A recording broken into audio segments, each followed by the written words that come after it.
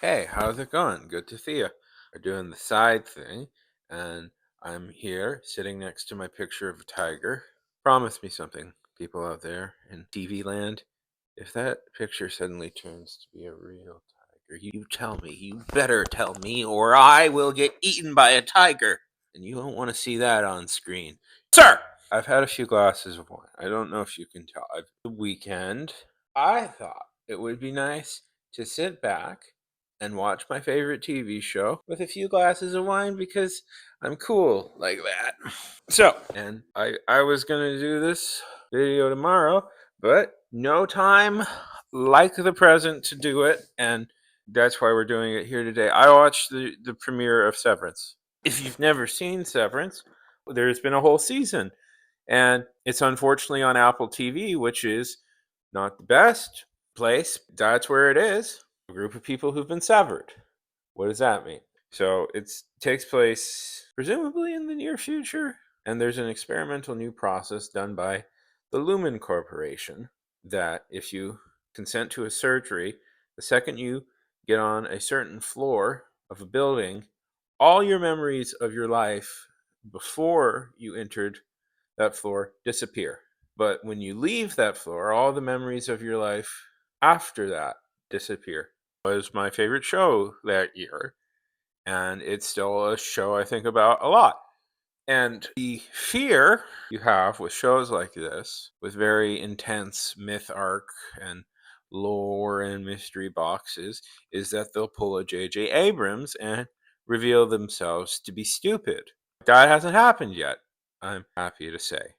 So, this is a season 2 review.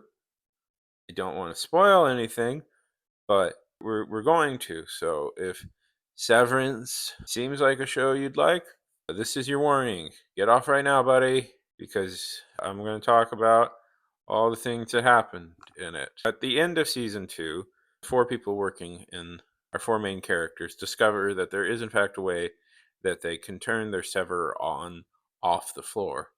And they each do that, and we learn a little bit about every person.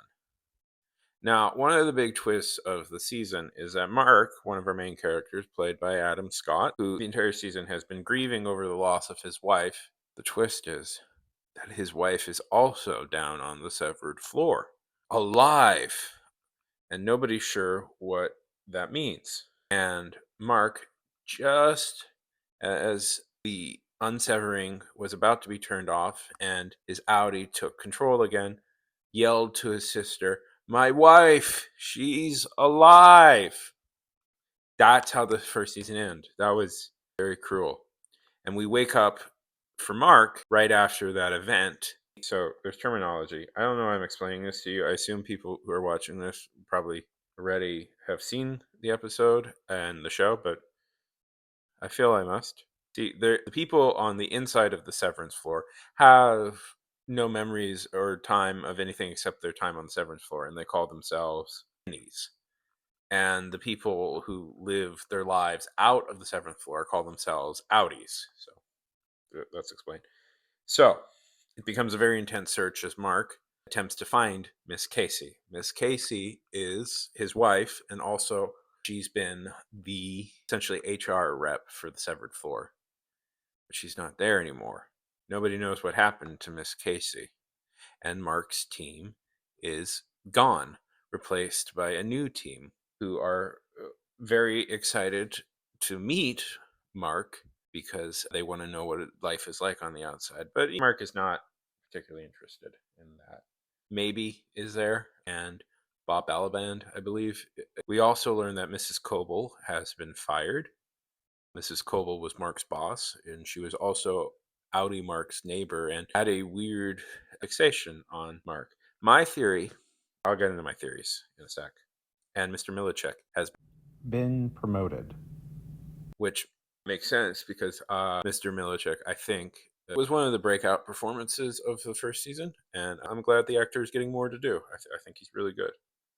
Also, Mr. Milichek has a 12-year-old assistant now, which is very weird. I do know, by the way, that that's an idea I believe that's left over from the original script. So I thought that the original pilot script that was submitted, I do know that that was an idea left over from the original pilot script that was submitted by Ben Erickson. So I thought that was interesting that that's returned. But it does. One of the consistents about corporate culture in Severance is how innately childish it is, and how the corporate world fundamentally treats the innies. How I imagine most corporations see people as children who don't know anything and must be instructed by great and noble corporate leaders. That's what they say. So, the big reveal, the big twist is that apparently, we don't know if this is true, but apparently the four of them on the outside have been leading a severance reform movement. And see, this is what I was wondering about with Severance coming back. The season one ends pretty dramatically with the entire crew blowing the lid on what they're doing down on the severance floor. And I wondered, I don't know, how would the corporation bring them back? It didn't occur to me what Lumen would do was what, of course, every corporation does when they hear critique. They're listening now. Sure, we were bad before. We may have been torturing people. We may have been playing mind games. We may have driven some people to murderous rage. We may have stolen everybody's lives and memories in hopes of keeping them in a emaciated mental state so all they know is work. But we're listening now. So much so, I had to just check something. And I just confirmed it for myself. I thought it was him. Keanu Reeves is in this episode. I thought that was him. Uh, that feels, one, great. I love Keanu Reeves. Two, very fitting because this does feel like an outgrowth of The Matrix thematically. So the people are brought into the break room where we get, this is great. I love this so much. We get a stop motion recreation of the first season and how Lumen, the evil corporation that controls everything, is listening now, and they care. And also, the break room is no longer being used to physically break people. It's a room where you can take a break because Lumen is no longer doing evil things. They promise. They're no longer doing bad guy things. That would be. And they're not doing that. And the lesson we learned with every corporation is if they get called out once and don't get punished at all, they'll get better. I think that's true and good and righteous. Anyways, so the group. Did I mention the fact? Oh, I didn't even mention this whole plot point. I was so excited about the Connie Reeves things, I skipped. This is me with wine. Deep desire to catch some rating things as the episode just came out. So forgive me. I haven't written any of this down. I know that's a shock. I'm just kind of riffing down in the street. So when Mark gets back, he sees a different team. And Milicic reveals to Mark that Mark was the only one who wanted to come back immediately, which makes sense because one thing I knew coming back into this, I was pretty sure they were going to try and bring everybody back. But I knew the second Mark realized that his wife was still alive in some form down in the severance room, that now there was nothing stopping him from coming back. And I think that might be an interesting theme to play on because before Mark's whole deal was he was trying to escape the grief that he felt with the death of his wife. And now he knows that his wife is in some form still alive. I feel like even if he never knows, there's a part of his brain that he will never let stop trying to get back into that building, which feels in some way a pretty powerful metaphor for grief.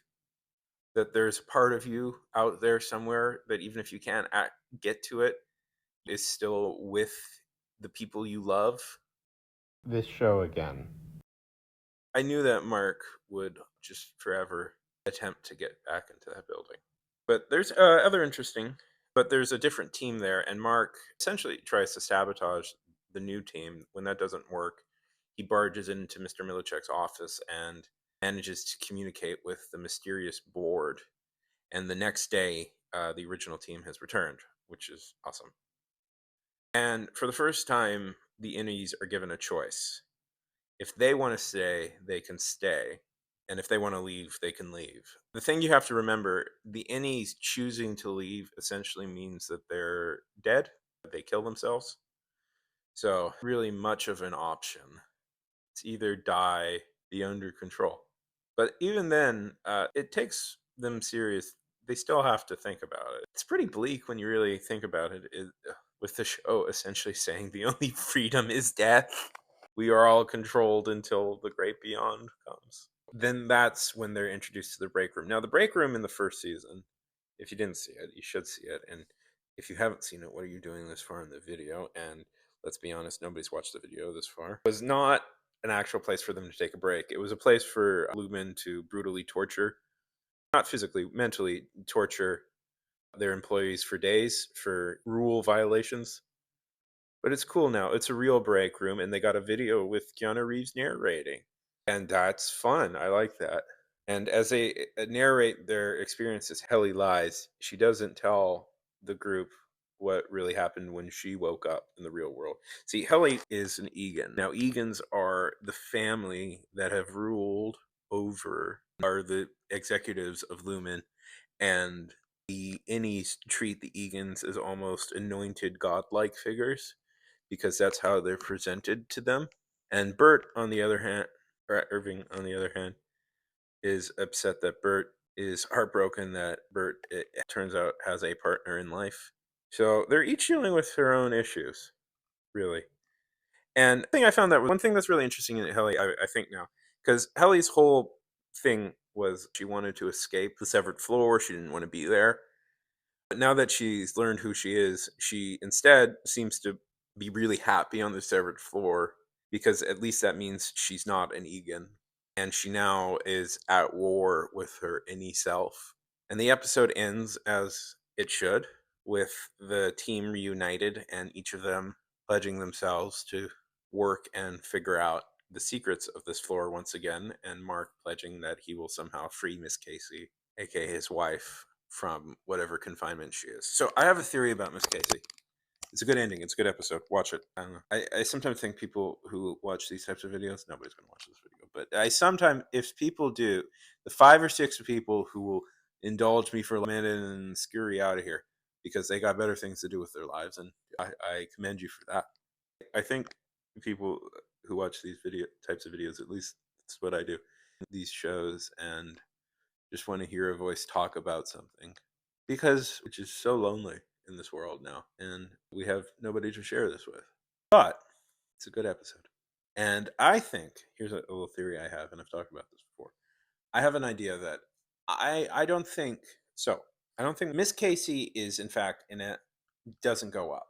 Last season we saw her be guided to a different elevator than the rest of the people use that goes down.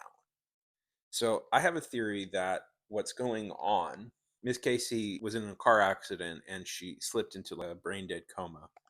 And what Lumen is doing is they're experimenting on coma patients to bring them back. And that's to deal with Miss Casey. Because if you remember very early in the first episode, Petey says that there are people who live there full time and spend their whole lives there. I think that's what it is. Anyways, I'm excited for Severance. There's a chance I might talk about this. We'll see. But it's still the most exciting show on television next to The Bear.